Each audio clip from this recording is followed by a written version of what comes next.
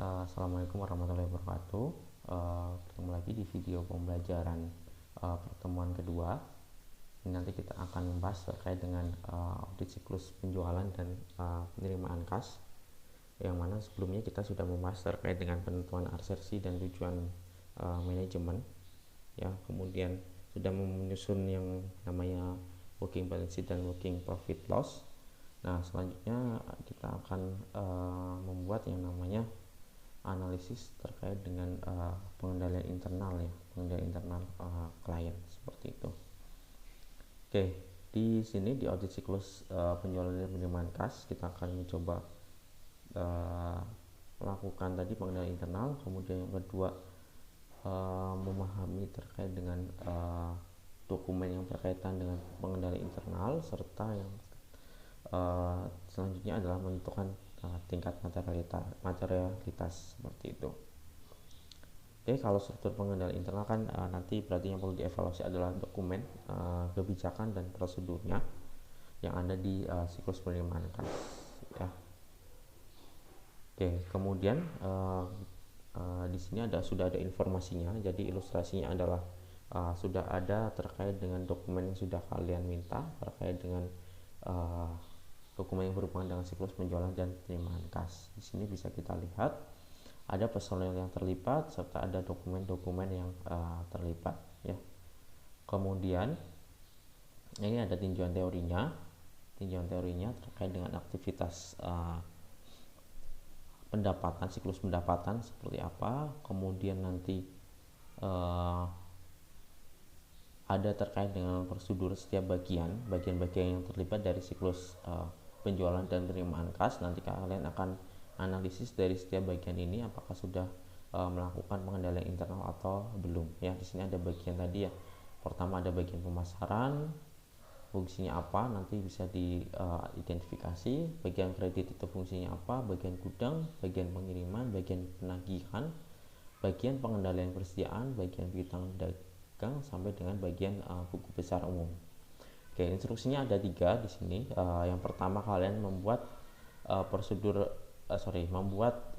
kuesioner pengendalian internal atau internal control kuesioner. Nanti kalian lakukan analisis dari pertanyaan yang ada di kuesioner ini terhadap siklusnya, ya. Kemudian yang kedua, lakukan identifikasi pengendalian internal berdasarkan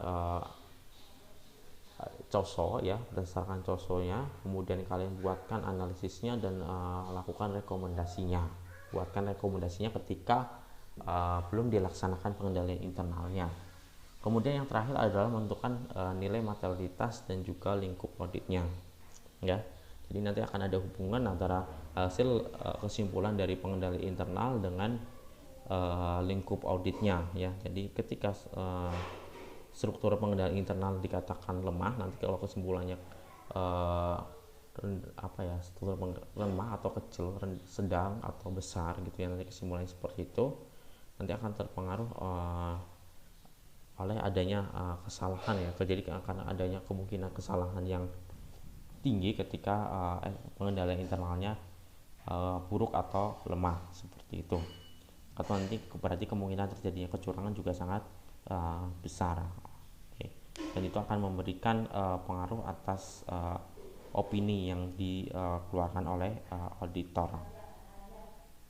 Oke, seperti itu, ya, hubungannya. Jadi nanti akan ada luas pengujian juga akan meningkat, seperti itu, ya. Oke, kita bahas di KKP-nya. Di KKP nanti sudah ada disediakan formatnya seperti apa, nanti kita coba lihat, ya. Ini, ya, instruksi yang pertama terkait dengan kuesioner pengendalian internal. Jadi nanti bisa jadi di setiap siklus itu nanti akan selalu ada kuesioner pengendalian internalnya terkait dengan ini, ya, pengujiannya, ya, pengujian pengendalian internal.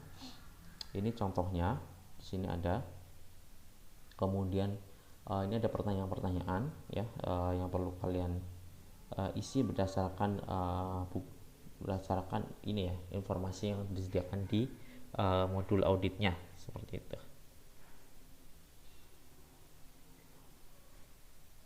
Nah, ini ada pertanyaannya.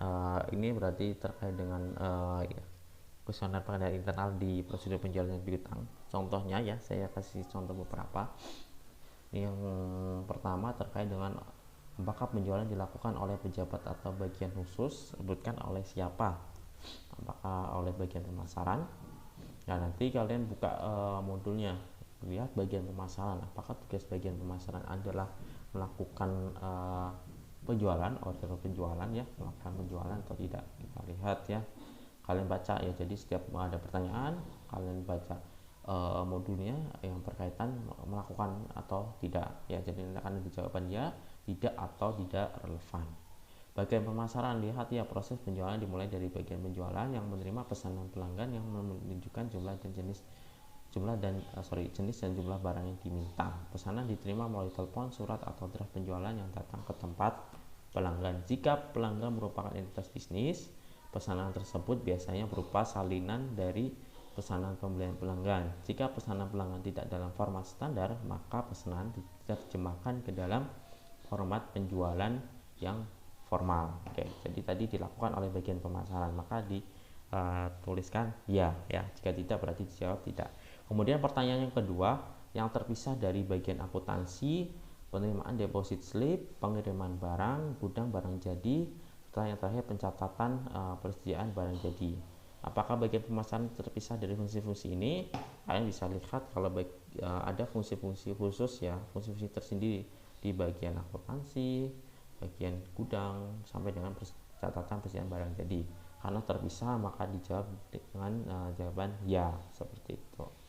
Nanti kalian identifikasi, kalian baca pertanyaan, identifikasinya ada di modul seperti itu ya. Diselesaikan sampai dengan akhir, kemudian kalian buatlah kesimpulannya, apakah nanti pengendalian internalnya baik, sedang, atau buruk. Buruk berarti ketika jawaban banyak yang tidak, sedang berarti ada yang iya, ada yang tidak. Ketika baik berarti hampir semua jawabannya adalah iya, 95%-nya. Kemudian ketika ada revisi, berarti revisi itu ketika ternyata ketemu klien kemudian ada informasi tambahan di luar dokumen siklus ini ya, penjualan dan penerimaan kas, nanti berarti akan ada revisi dan sebutkan alasan revisinya. Kemudian kalian isi di sini, diisi oleh siapa, tanggalnya kapan, kemudian diperiksa oleh siapa dan tanggalnya kapan ya, diisi oleh kalian sebagai auditor junior dan diperiksa oleh dosen yang bersangkutan yang mengajar gitu ya. Diisi namanya, kemudian tanggal setiap kalian melakukan tanggal hari labnya ya, lab masing-masing seperti itu. Kemudian kalau sudah berarti lanjut ke analisis COSO-nya, analisis pengendalian internalnya berdasarkan COSO. Ini nanti akan ada 5 aspek yang perlu kalian analisis dan buatkan rekomendasinya seperti itu ya. Yang pertama ada lingkungan pengendalian. Jadi nanti kalian analisis berdasarkan pengertian atau ini ya, identifikasi berdasarkan lingkungan pengendalian. Pengertiannya yang di COSO itu apa? Silahkan buka kembali teorinya ya yang ada di buku. Tapi kurang lebih seperti ini. Lingkungan pengendalian itu kan ini namanya lingkungan yang dikendalikan ya, berarti nanti kita melihat lingkungan yang ada di prosedur penjualan dan piutang itu apakah sudah sesuai terkait dengan adanya standar, kemudian adanya proses dan juga strukturnya, apakah sudah memberikan dasar dalam rangka melakukan pengendalian di proses penjualan dan piutangnya ya, apakah sudah ada standar tersebut atau belum. Fungsinya apa ya, agar tidak terjadi kesalahan pencatatan dan juga nanti terjadi kecurangan karena ternyata fungsi atau bagian dan tugas tanggung jawabnya dilakukan oleh satu orang ya. Jadi apakah sudah ada tugas dan tanggung jawabnya serta prosesnya sudah ada atau belum, standarnya ya, strukturnya sudah ada atau belum. Kalian analisis di sini di kotak di lingkungan pengendaliannya di sini ya. Kalian buatkan analisisnya minimal 2 ya, minimal 2, kemudian buatkan rekomendasinya jika belum ada belum dilakukan ya. Misalkan tadi misalkan ternyata belum ada standarnya ya, belum ada strukturnya, atau belum ada bagian-bagian penjelasan mengenai bagian-bagian yang ada dalam siklus penjualan dan piutang, belum ada menjelaskan mengenai tugas dan tanggung jawabnya. Berarti nanti kalian buatkan rekomendasi agar PT Prima Industri menyusun yang namanya struktur atau bagian yang terkait dari prosedur penjualan dan piutang, seperti itu. Kemudian bagian yang kedua ada risk assessment terkait dengan penilaian resiko. Penilaian resiko itu berarti nanti kalian sebagai auditor menilai resiko yang mungkin terjadi atas prosedur penjualan dan piutang dari PT Prima Industri. Resikonya apa? Nanti kalian coba analisis dari proses penjualan dan piutang. Kalau ini proses penjualan berarti nanti terkait dengan pengiriman barang, berarti nanti akan muncul resiko kesalahan pengiriman barang, ya salah kirim barang, atau nanti akan ada resiko salah mencatat pesanan ya. Jadi resiko-resiko apa saja yang mungkin dari penjualan dan piutang nanti kalian tuliskan di si risk assessment-nya minimal 2 dan buatkan rekomendasi agar resiko itu hilang atau diminimalisir ya. Jadi biar tidak muncul resiko tersebut, kalian buatkan rekomendasinya. Misalkan ketika barang dikirim resiko salah kirim barang, berarti nanti rekomendasinya ada pengecekan ganda oleh karyawan ya, oleh karyawan yang berbeda sebelum barang dikirim, seperti itu ya. Kalian buatkan rekomendasi atas agar meminimalisir terjadinya resiko tersebut, satu buah rekomendasi. Kemudian selanjutnya ada control activity atau aktivitas pengendaliannya. Berarti ketika prosedur penjualan dan piutang itu terjadi, pengendaliannya itu apa gitu. Pengendaliannya itu apa agar tidak terjadi kesalahan atau mungkin kecurangan. Misalkan ketika mau melakukan pengiriman barang ya, aktivitas pengiriman barang itu apakah sudah ada pengendaliannya atau belum. Misalkan ternyata sudah ada dokumen pesanan pelanggan agar barang yang dikirim sesuai dengan jumlah yang diinginkan oleh pelanggan, atau tidak terjadinya manipulasi, ternyata jumlahnya dilebihkan, sisanya diambil oleh karyawan tersebut ya. Jadi kalian lihat ketika terjadi penjualan dan piutang, kontrol apa yang, pengendalian apa yang sudah dilakukan, kalian analisis minimal 2. Berarti nanti intinya adalah kebijakan apa yang sudah ada ketika penjualan dan piutang dilaksanakan, prosedurnya apa saja yang sudah ada di setiap bagian ya. Nanti kalian tuliskan di situ. Jadi contohnya sudah ada format penjualan ya. Tadi sudah ada format penjualan kan. Di bagian pemasaran bisa kalian lihat ini ya. Di sini ternyata sudah ada standar format standar ya. Ketika ketika pelanggan memesan barang seperti itu. Kalian buatkan analisisnya 2 dan rekomendasinya 1. Misalkan ternyata belum ada, berarti buat rekomendasinya membuat format pesanan pelanggan. Atau nanti ketika ada prosedur apa ya, misalkan prosedurnya terkait dengan otorisasi ya, terkait dengan pengiriman barang, sudah ada otorisasi belum ketika nanti ada pengiriman barang yang sangat besar ya, atau dokumen. Nanti kalian analisis detailnya ya, silakan 2 dan rekomendasinya 1. Kemudian yang keempat terkait dengan informasi dan komunikasi. Berarti berkaitan dengan informasi dan komunikasi yang sudah disediakan dalam prosedur penjualan dan piutang itu apa saja, yang intinya informasi dan komunikasi itu akan mencegah terjadinya kecurangan dan juga kesalahan pencatatan. Nah, berarti informasi apa yang harusnya disediakan dalam rangka mencegah kecurangan dan kesalahan pencatatan. Kalau ini berkaitan dengan penjualan, berarti nanti informasi pelanggan apakah sudah disediakan. Kalau kita lihat misalkan ini ya, ternyata pesanan penjualan mengungkapkan informasi penting seperti nama ya.